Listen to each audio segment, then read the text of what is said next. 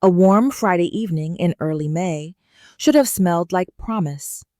Under soft white string lights in Travis's backyard, guests floated between high-top tables making polite conversation while a Bluetooth speaker whispered Otis Redding. I balanced a still warm lemon tart, my specialty, careful not to let the crust crack before dessert. For 27 years, I'd pictured this milestone, my eldest announcing his engagement, raising a glass, thanking the woman who raised him. In that daydream, I was radiant not because of makeup or dress, but because motherhood had finally completed its circle. The moment came. Travis clinked his whiskey tumbler. Conversations died down in a hush of anticipation. He smiled the way he did when he brought home a straight A report card in 7th grade, wide proud certain the world loved him. Quick heads up, he said, voice carrying past the patio heaters. If Mom starts saying anything weird, don't panic. Early dementia's a crazy thing. The first laugh landed like a hailstone. Another guest, a woman in a silk jumpsuit who didn't know me beyond a handshake, clapped. Alcohol amplifies cruelty. Within seconds, polite titters turned to real laughter, the cruel kind people later pretend they regret. I kept standing there, 5 feet, lemon tart, cooling in my hands, custard trembling. I did not drop the pan. I did not gasp. I swallowed something sharp and walked into the house, shutting the screen door so gently the latch barely clicked. The kitchen smelled of rosemary and lemon zest, a comforting reminder that effort matters. I set the tart beside the sink and stared at the faucet as though stainless steel could explain betrayal.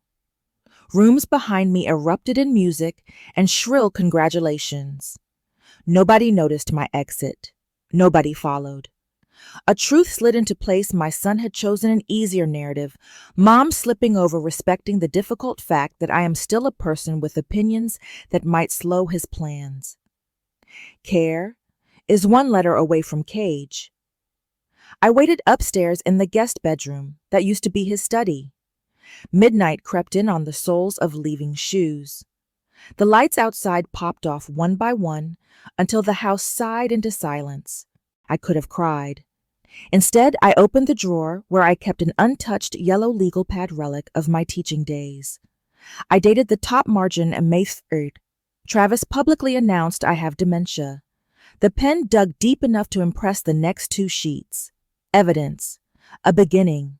Lying awake. I cataloged the subtle trespasses I had dismissed as helpful.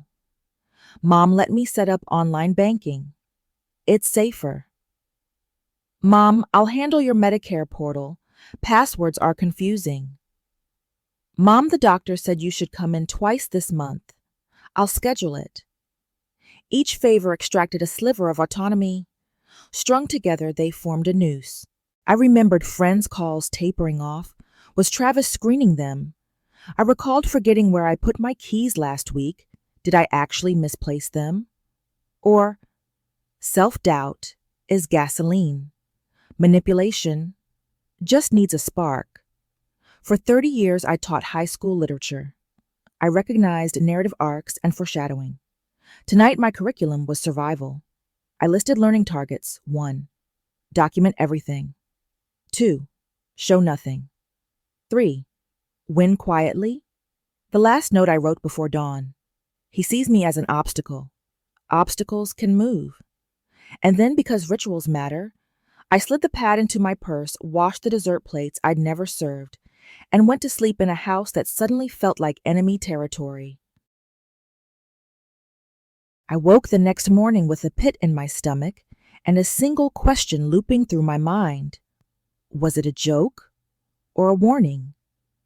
Travis had always been sly with humor, knowing just where to toe the line between charm and condescension. I made coffee. The kitchen smelled like lemon tart from the night before. My reflection in the microwave door didn't look different, but something in me had shifted. I sat down with my tablet and opened my banking app. Access denied. I blinked. Tried again. Access temporarily suspended by primary. Wait, Travis was listed as primary. I opened the Notes app, added a new line under yesterday's entry, May 4th. Locked out of banking, no notice. Travis is the primary. I texted him, did something change with the bank? Can't get in. No response. I waited 2 hours, nothing. And in that silence, something concrete snapped in my mind. I wasn't paranoid. I wasn't imagining things. He'd started the paper trail, and now, so would I. From that day forward, I kept the notebook close in my purse under my pillow, even inside the medicine cabinet. It wasn't just the banking, it was everything. My keys went missing, showed up in the freezer. My favorite mug ended up in the bathroom cabinet. My glasses disappeared and reappeared with a scratch. I'd prep my pills for the week, and then 2 slots would be mysteriously empty by Tuesday, even though I hadn't taken them. At first, I blamed fatigue, a distraction. Then it happened again, and again, like clockwork. And then the call came. Hi, this is Nurse Lila from Clearview Neurology. Just confirming your follow-up for cognitive testing next Thursday at 11:30. I frowned. I didn't schedule anything. It's under Shannon Whitaker Daub 41858 at our Rockdale office. I hung up without responding. I sat at the edge of my bed, hands shaking. I checked my digital calendar, the one Travis set up for me months ago. There it was. Appointment. Memory. Thursday, 11:30 a.m. I didn't cry. I didn't scream. I sat there staring at my own shoes for 20 minutes straight, wondering, did I do this and forget, or did he? That night, I opened my medicine cabinet and checked my prescriptions. Something didn't look right. My anti-anxiety pills were the same name, but a different color, different shape, same bottle. I pulled out the old one for comparison. Different manufacturer, different dosage, not dangerously different, but enough to cause side effects. Travis had picked up the refill. I remembered him handing it to me, saying I got it while I was out. No big deal. But it was. I called the pharmacy the next morning and asked who picked up my meds. There was a pause. It says here, a male family member, authorized pickup. I didn't authorize anyone. Well, it's in the system as approved. I wrote everything down. May 5th. Pills replaced. Pharmacy confirms pickup by Travis. No written authorization. Jai. But worse than any surveillance or pill swap was the voice in my own head later that afternoon. As I sat in the kitchen alone, light shifting through the blinds, I whispered aloud. What if he's right? What if I am slipping? That thought cracked the foundation, because that's what they want. A moment of doubt, a whisper of guilt, and then they swoop in. The narrative writes itself, poor old mom lost in her own house. But I caught it. I caught that doubt in my throat and swallowed it whole. Then I marched to the laundry room. I opened every cabinet and drawer, searching, angry, and then above the dryer behind a roll of paper towels I saw it. A small black device with a blinking red light. A hidden nanny cam, shaped like an air freshener. Lenses small as a button. I didn't scream. I leaned in close, let it see my face, and whispered, Gotcha. Then I turned, walked out of the laundry room, and wrote May 5th. Surveillance device discovered in laundry. No more doubt. This is war. The surveillance camera wasn't the final straw. It was the proof I needed. The confirmation that this wasn't anxiety or imagination. This was a strategy. A campaign. And Travis had declared war. 2 days later, Eli came over like he always did on Saturdays. 15 years old, permanently fused to a smartphone, and smug in the way only teenage boys can be. He liked pancakes, so I made them. even managed a smile as I flipped one in the skillet. Trying to act normal was exhausting, but I needed to keep the mask on. I asked him to pass the sugar. What I meant to say was salt. He smirked.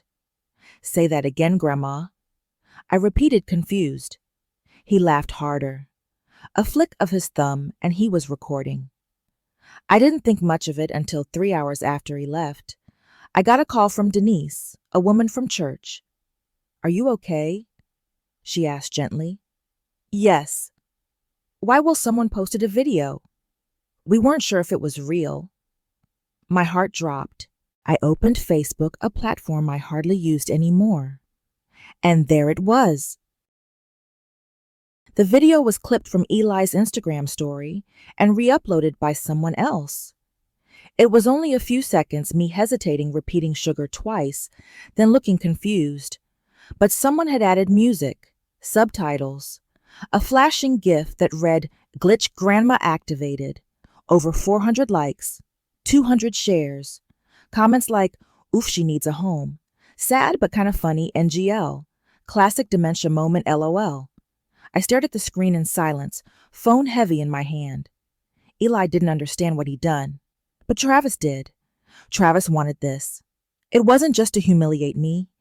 It was to seed the narrative.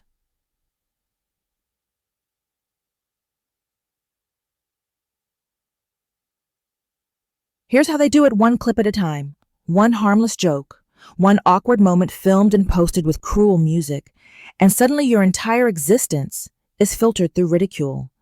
The more they laugh, the less you're believed.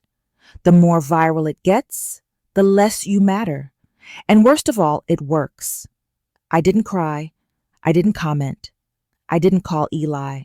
I sat on the kitchen floor until my legs went numb, and I thought, this is how they erase you. Not with papers, with pixels.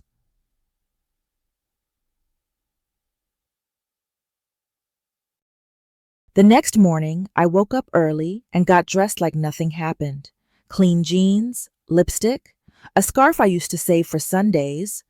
I walked to Walgreens, not for anything urgent, just mints and a pair of reading glasses. I needed air, normalcy. But when I stepped outside, arms full of plastic bags, I froze. My car was gone. Not moved, gone. I stood in the parking lot, turning in circles, scanning the rows. Had I forgotten where I parked? Had it been towed? Maybe they're right. Maybe I really am slipping. My throat tightened. My ears rang. The world tilted slightly on its axis. Then I heard the familiar click of my car locks. I turned, and there was Travis, smirking, holding the keys. You wandered off. I figured I'd move it closer. He hadn't moved it closer. He had moved it away, to watch me panic, to make me question my mind.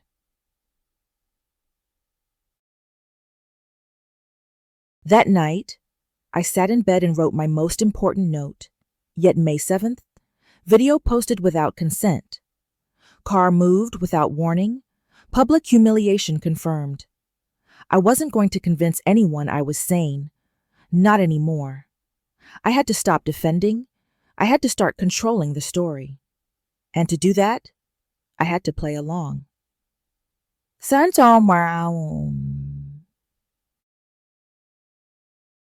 After the video, after the parking lot, after the laughter and the silence and the stares, I understood something with terrifying clarity. I couldn't stop them by being strong. I had to let them believe I was weak. So I stopped trying to prove anything. I started pretending. I played along. When I knew where something was, I asked anyway. When I remembered a name, I acted like I didn't.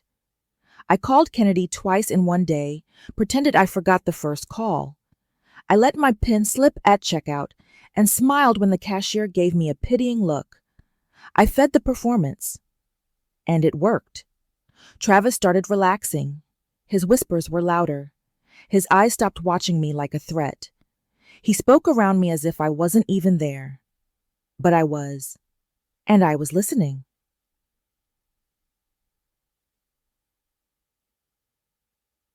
I didn't just listen, I wrote. Every sentence, every accidental confession, every careless moment. I jotted it all down in my yellow notebook pages filling fast. And I knew hiding things better than him. I'd been a teacher for 30 years. I'd caught kids smarter than Travis trying to cheat. So I used what I knew.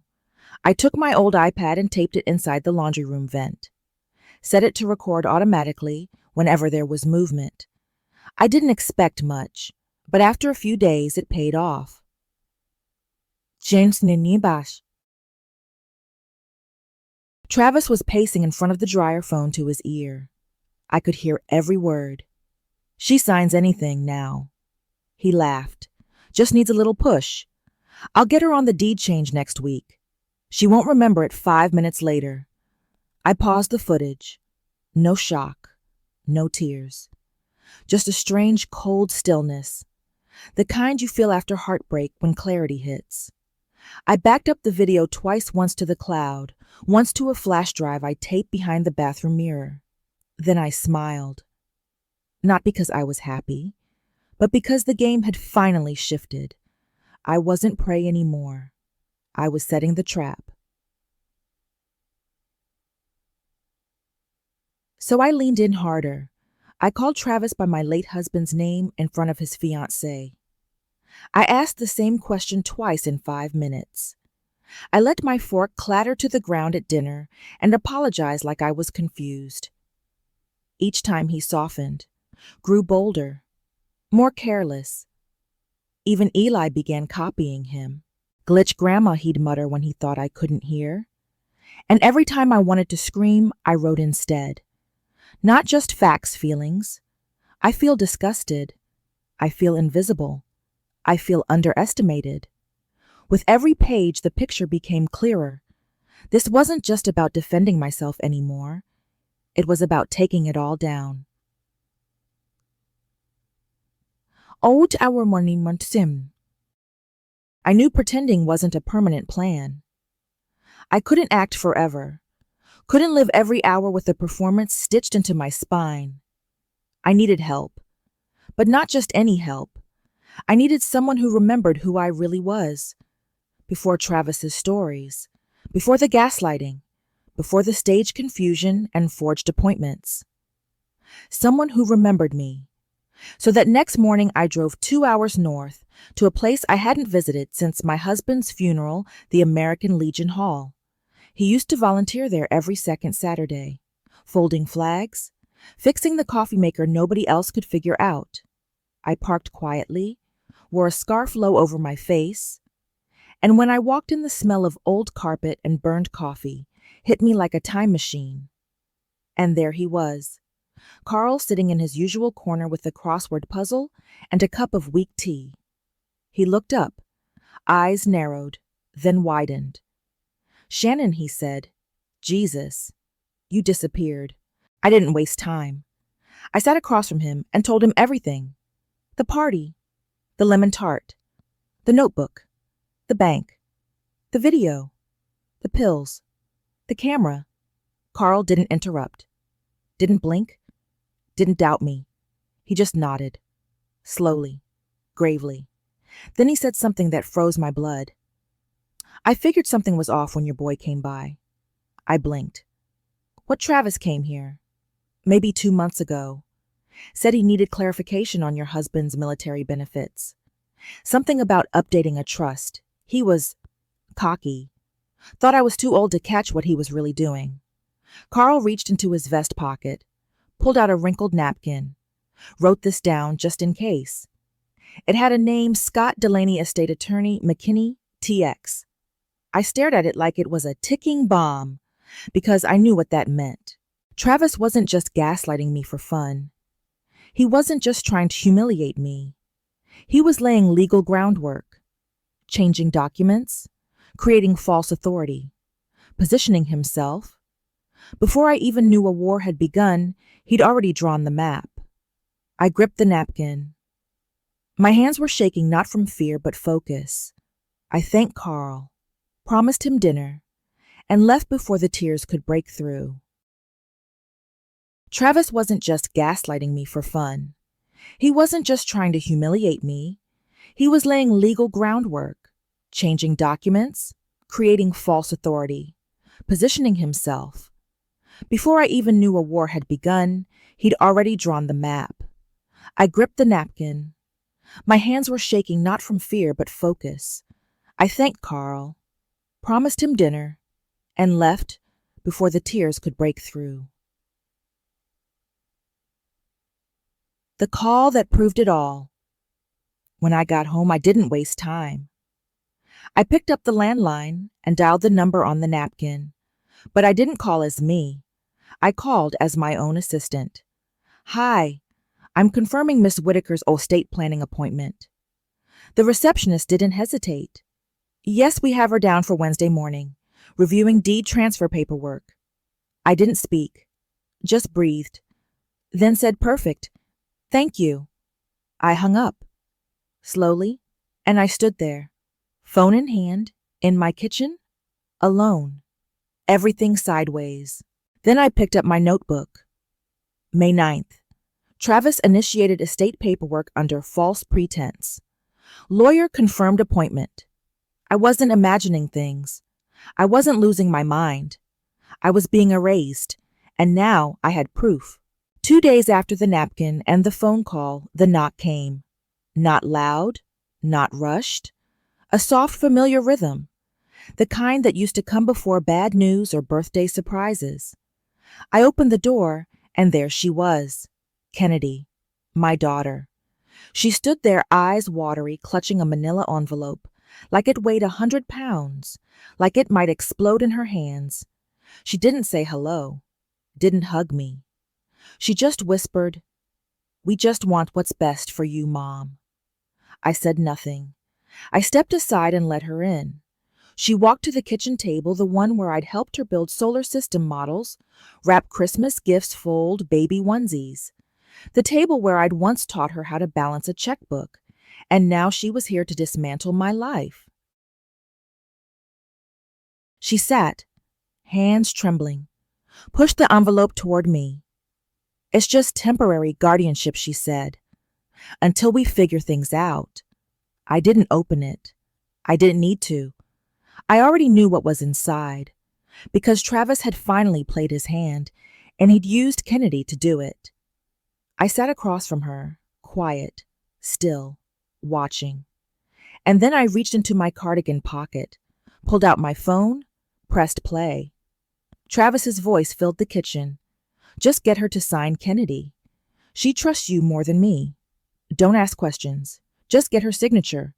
And his laugh, smug satisfied, rang like a hammer.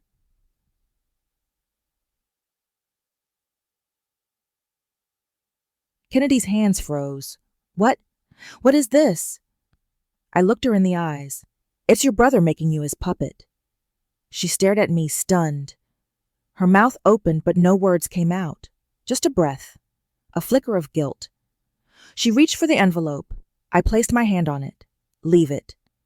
She looked up. Her voice cracked. "I didn't know. I swear. He told me you wandered into the street last week, that you forgot your own name." I nodded slowly. "Of course he did, because that's easier than admitting he wants my house, my money, and my name on a death certificate instead of a deed." She didn't respond, just lowered her head and whispered, "What do we do now?" I said, "You stop listening to him, and you remember who raised you."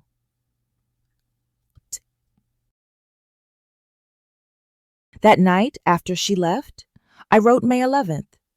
Kennedy delivered legal docs manipulated by Travis.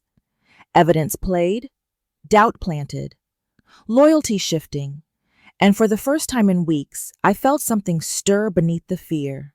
Not hope, but the feeling that I wasn't alone anymore. Yes, insane, and it The day I disappeared wasn't dramatic. There was no suitcase rolling down a driveway, no tearful goodbye, no late night escape. I left quietly.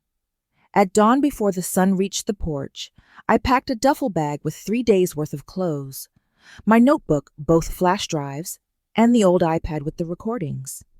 No GPS, no credit cards, no cell phone. I needed them to worry. I needed them to feel the vacuum of control. Because Travis had built his little empire on the assumption that I would always stand still, always absorb the next blow. But that morning I vanished.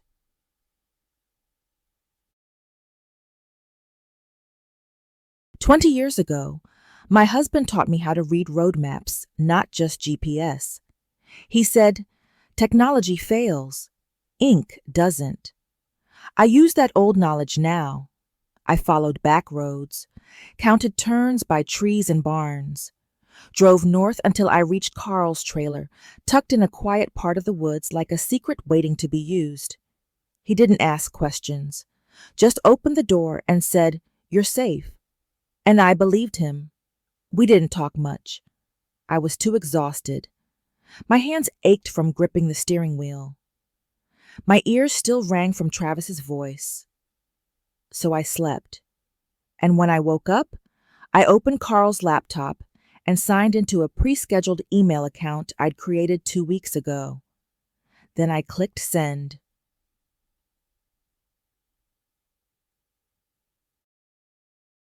At 7:00 a.m. sharp, the email dropped.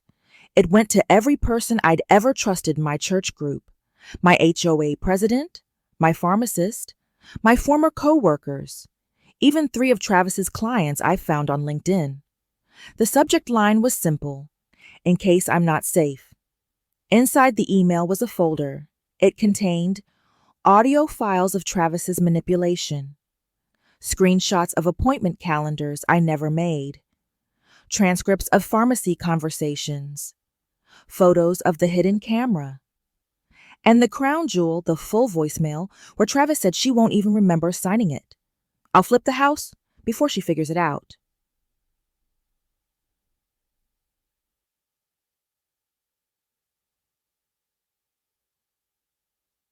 The fallout begins. I left my phone at home on purpose, but Carl's laptop lit up with reactions. Voicemails, emails, even 2 public Facebook posts asking if I was okay. But the real shift came at 3:17 p.m. Carl picked up his phone, listened, then handed it to me. "It's Kennedy." Her voice was small, unsteady. "I've been getting messages all day," she said. "People are asking if it's true, if Travis really did all this." She didn't ask where I was. She only asked, "Are you safe?" And I answered yes. But this is only the beginning. 1282. English. For 3 days I stayed hidden in Carl's trailer. No heat, spotty power, the kind of silence that made every heartbeat echo like thunder. I wrote by candlelight. I reread the email I'd sent. I watched the reactions pour in through Carl's inbox. Some messages were simple. "I'm sorry I didn't believe you. I always knew something was wrong. Do you need a place to stay?" Others were full of fire. "He should be in jail. I'm forwarding this to Adult Protective Services." I didn't reply, not yet. This wasn't over. This was the earthquake. The landslide was next.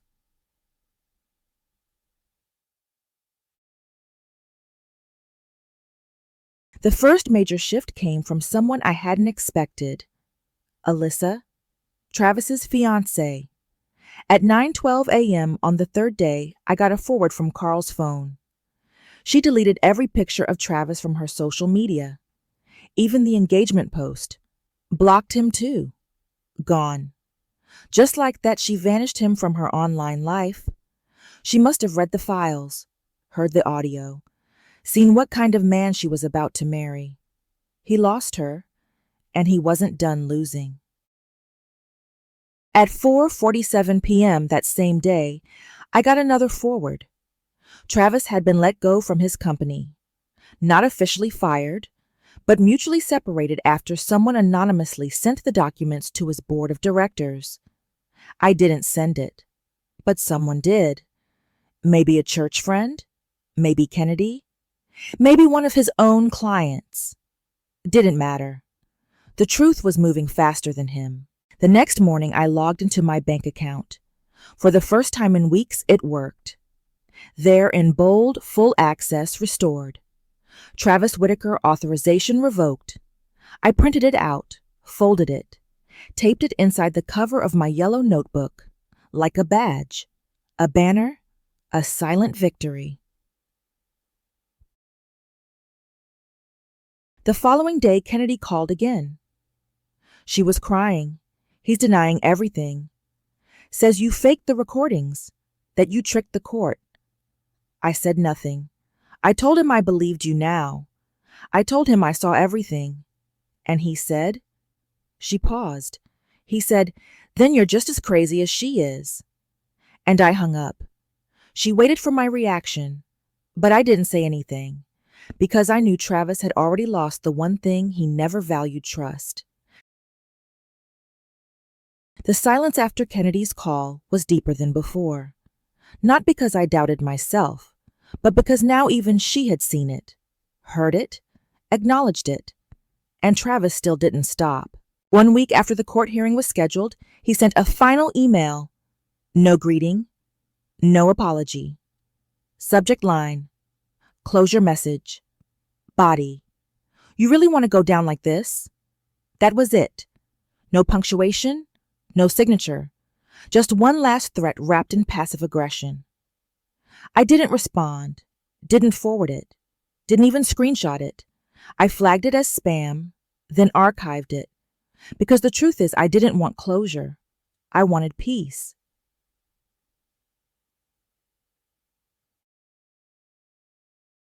That night, I lit the fire pit my husband had built years ago. A small blaze, safe, contained. I took out the guardianship form Kennedy had once slid across the table, the one that was supposed to erase my voice. I folded it in half, then again, and I tossed it into the flames. I watched the edges curl, turn black, flake into nothing. Then I wrote one more entry, Wayne 24's. He lost everything, except the one thing I never wanted: his regret. Exactly 2 months after Travis humiliated me at his engagement party, I hosted my own gathering. Same backyard, same fairy lights, same lemon tart recipe. But this time, everything was different. The guest list was mine. The music was mine. The laughter was mine. Kennedy came quiet, respectful. So did Carl and Mrs. Dunley from church. Even Janice, my old co-worker, who'd replied to the email with, I always had a bad feeling about that boy. And then Eli came. He didn't say much, just held out a bag of fresh strawberries and whispered, Can I help set the table? I nodded, without hesitation. Because forgiveness doesn't always need words. We lit candles, laughed softly, ate lemon tart, and for the first time in months, I felt whole.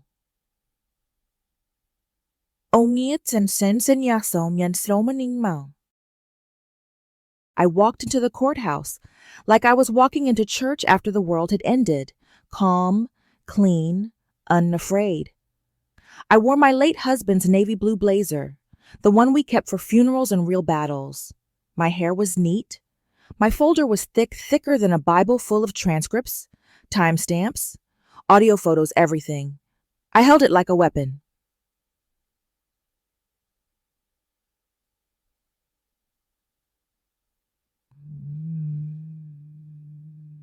Travis was already there, sitting in the hallway with his lawyer, pretending to scroll through his phone, pretending he didn't see me. I didn't look at him. I didn't blink. When they called my name, I stood. No, Your Honor. I represent myself. But I have the truth. And I handed the judge my folder. What followed was 23 minutes of silence. Paper flipping, audio playing, faces shifting. Travis squirmed, his lawyer whispered. The judge's eyes never left the page. En chansom to chansom positionalsning socians inane omart handes. Finally, the judge spoke. Mrs. Whitaker, based on this evidence, I am terminating all powers of attorney granted to the defendant, initiating an investigation into potential medical and financial abuse, and recommending this case be reviewed for criminal charges. I didn't smile, didn't cry, because this wasn't joy. This was justice. As I walked out, Travis tried to speak. I walked right past him, because now he was just a stranger on a bench. Outside, the sunlight hit my face like proof. Proof that I was still here, still whole, still me. I took out my notebook and wrote one last line. May 25th. Power returned. Truth confirmed. War survived.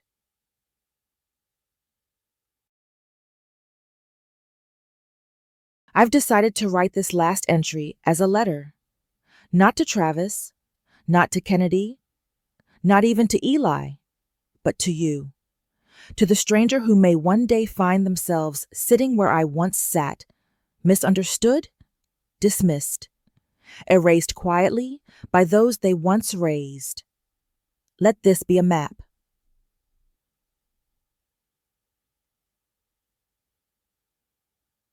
Start writing, even if your hands shake, even if they say it's just stress, even if they call it early signs. Document everything. Your words are proof that you are still here, still aware, still yours. Do not argue. They want your rage. It gives them something to point to. Say she's hysterical. She's losing it. Instead, go silent, but not empty. Let your silence grow sharp. Let it collect. Let it cut when the time is right. Don't shout to be heard. Whisper to the page. Record their lies. Play their own words back to them when the room is silent. Truth, when timed right, is louder than any scream.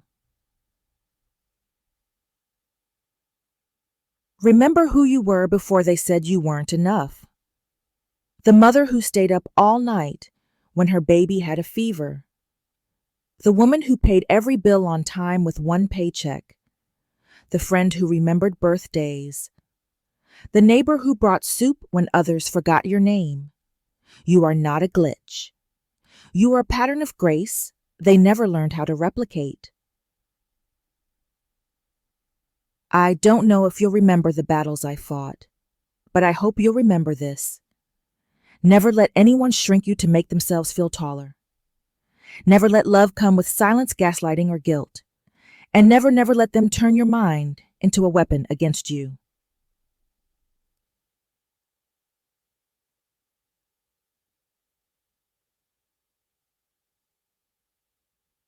They tried to take it, put it under power of attorney, move it from mailbox to memory care, but it's still here, written on every page of my notebook, typed into every email I sent, stamped into court records. I'm not a case file. I'm not the old woman who wandered. I am still here.